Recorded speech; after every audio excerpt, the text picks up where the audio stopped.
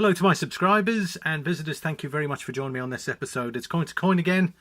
It's the weekly show where we feature coins from my subscribers that send them in. I'm going to be featuring this special man here.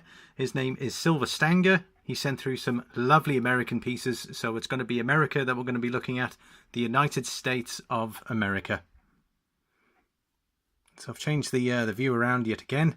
Just some shout outs while I'm on here. Jim Bob Slim Pickens sent through some lovely Australian pieces. I've got Ancient Numismatics. He sent through numerous coins, but we showcased South Africa as his choice.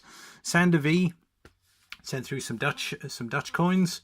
Thank you very much for sending those through, guys. And I've also got Alex Coinroll Hunter. He sent through some lovely Canadian coins as well as a Bermuda piece, which I will probably show later on. And finally, Silver Stanger. So we're going to be looking at some American coins today. I hope I do well for the majority of my American subscribers there. We're going to be starting off. I've got 4 pieces that I'm going to showcase initially, whereas there'll be information about it. So I'm going to kick off the first one, and we're going to be looking at the Morgan dollar. Here it is. Lovely piece. It's got $1 on it, the United States of America, the eagle on the front of it. If we have a look at the back, 1880. Now the mint marks tend to show just below the middle of the wreath there. This one doesn't have it, so I think it's classified as a Philadelphia. There are various other mints. There's Carson City, which is CC. There's San Francisco, which is S. There's O, which is New Orleans. I happen to have an 1879 O. And Denver is D. Now, these were first minted in 1878 until 1904. And then again in 1921, they were minted. And just one thing to take note. In 1898, Congress approved a bill that required all remaining bullion purchased under the Sherman Silver Purchase Act to be coined into silver dollars. When those silver reserves were depleted in 1904, the mint ceased to strike Morgan dollars.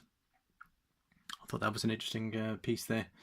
The Pittman Act, passed in 1918, authorized the melting and recoining of millions of silver dollars. Pursuant to the act, Morgan silver dollars resumed mintage for 1 year in 1921. The design was replaced by the peace dollar. So very interesting. The consistency is 90% silver to 10% copper. It has a diameter of 38.1 mils and a mass of 26.73 grams. And it has a reeded edge. It's a lovely piece of American history.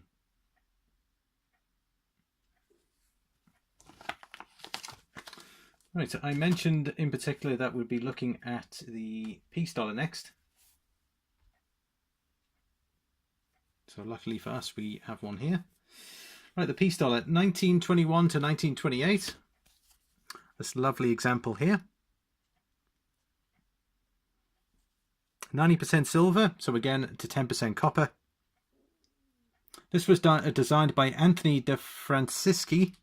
He obviously must have been an Italian fella. We're looking at 26.73 grams. The diameter is 38.1 and again has a reeded edge. I've got it in a sleeve here, so I'm leaving it in the sleeve for now. 1922 is the date here. Now, funny enough, the V, if you have a look in Trust, it has a V instead of a U. That is to symbolize victory in the First World War. So they still produced it even after the war ended. I thought that was interesting. Let's have a look at the back here. Beautiful eagle strike. We've got the American eagle here. You've got United States of America, $1, and it's got peace there. So that would have been minted after the war's end, and they kept that design going. The years minted 1921 to 1928, and then again in 34 to 35. Located, obviously the mint marks are located above the tip of the eagle's wing. Ah, there it is. Can you guys make that out? Looks like a S. if I'm not mistaken. So that would be a San Francisco mint. Lovely piece. I love the design. The eagle on that, very nice. And there's the tiara Liberty. 1922. Right, we're going to be looking at another one now. This is the Walking Liberty. This is a half dollar. Have a look at that one there. This is the design that features on the American silver eagle bullion coin. So on the, and it's a 90% silver. This one's dated 1947, so this would have just been after World War II. Interesting to note, it was designed by Adolf A. Weinman, and it was, the design date was 1916 to 1947.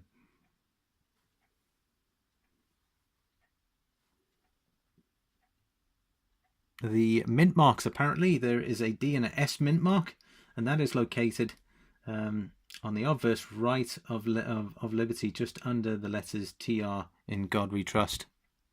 So it would be in this area here is where you would find the mint mark. Later issues apparently had it on reverse on the lower left under the tree. So it would have been somewhere around here on the later issues. Obviously, as per usual, Philadelphia issues did not have a mint mark. Beautiful though, I love the eagle on these. It's obviously got the half dollar. I get the feeling this is probably going to be a long video.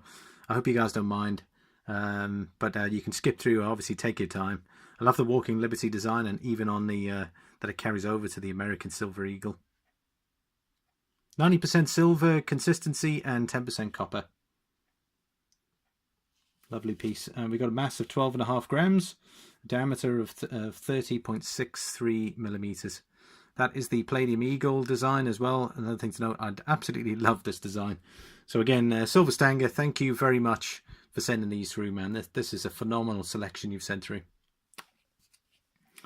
Right, guys, that is number 3, and we're going to have a look at the Liberty Head V-nickel.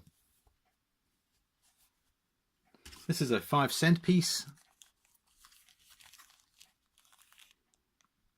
It's a V surrounded by a laurel wreath, and obviously the V depicting 5. Then you've got cents on the lower section here, and then you've got a United States of America.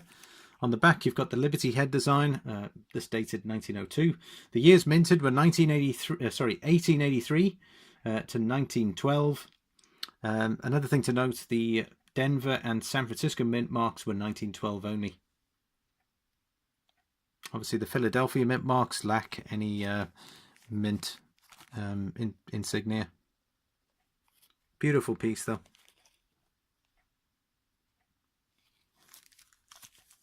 The Liberty Head there. Silver Stanger, you sent through some awesome pieces. The design was Charles Barber. Everyone knows it as the Barber Head. Design date obviously 1883 and discontinued in 1913. The consistency 75% copper and 25% nickel. Mass, we're looking at 5 grams and a diameter of 21.21 millimeters. Lovely. Those were the 4 I wanted to showcase. I've got a few extra bits here, so I won't go into too much detail on these. We have a lovely 1944 S Mercury dime, 90% silver, so it would have been 10% copper. Lovely design again. That's on the back of the Palladium Eagle. And then we've obviously got the front. It's in a lovely condition here. 1 dime. You can post your comments below. I'd certainly appreciate that. If there's anything, any questions or anything you can help assist me with. I've got a 1953 S. This is a beautiful 90% dime. In beautiful condition. I'd say it's uncirculated. Absolutely fantastic.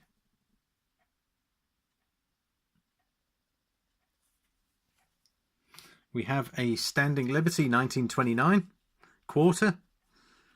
This is a 90% silver. I have one of these myself, not a 29, it's undated. However, it's a Denver mint. This is 1929, so it could be one of 3 dates. This is a Type 3, which means it was the last of the quarters. You can tell by the Type 3 with the 3 stars just below the bird. United States, and then it's got $quarter there.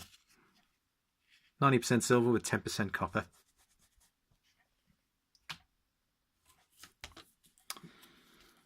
This is the Buffalo nickel.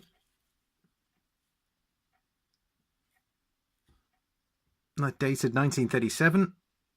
Liberty there on the right, obviously the Indian head on the back. This would have been 75% nickel and 25% copper. Lovely buffalo design here. We got 5 cents. Extremely good condition. Lovely example. I've got some Kennedy $half here, so we're going to do the 69. This is a 40% silver. Dated 1969. In God We Trust. Beautiful condition. I'd say it's about uncirculated or even uncirculated. Beautiful. It's a D. You can see there just below on the neck there. There's the D.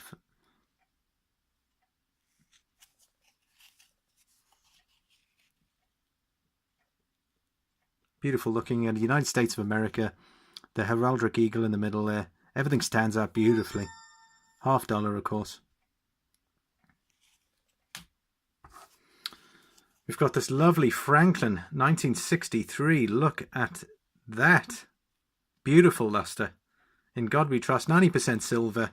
The head, this was the last issue for the $half with the Franklins. They were changed to the Kennedys from 64.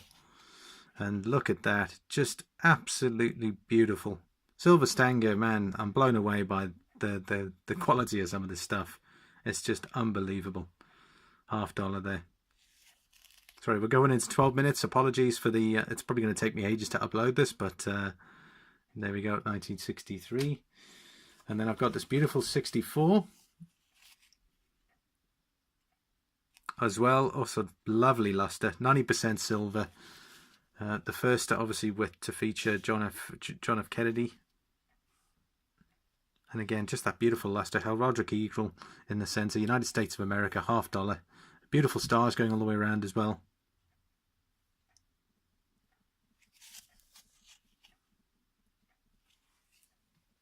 And finally, I got this piece. It just blows my mind. This is a Seated Liberty $half-dime. 1840. It's got an O. No drapery. It's in VG condition. 935,000 of these were made. It's just stunning. This is probably one of my favorites out of this whole lot. Silver Stanger, man. Thank you so very much for this. $half-dime. United States of America. I haven't a clue where you see the mint mark on these. I know you've listed it as O, but it's clearly visible there. Look at that. Seated Liberty, 1840. Obviously, a dime would be 10 cents for those that aren't sure of what a dime is. So a $half-dime would be 5 cents. So this would have been the old nickel, if you can call it that, before it was classified as nickel. $half-dime. Beautiful.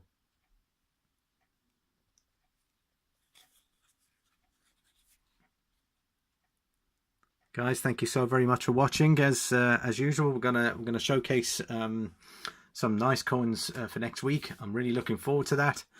So, guys, thank you all very much for watching. Hit that like button, please comment, and hit the bell and hit that notification bell as well, so that you'll be notified of any future content. And again, guys, thank you all very much so far for providing.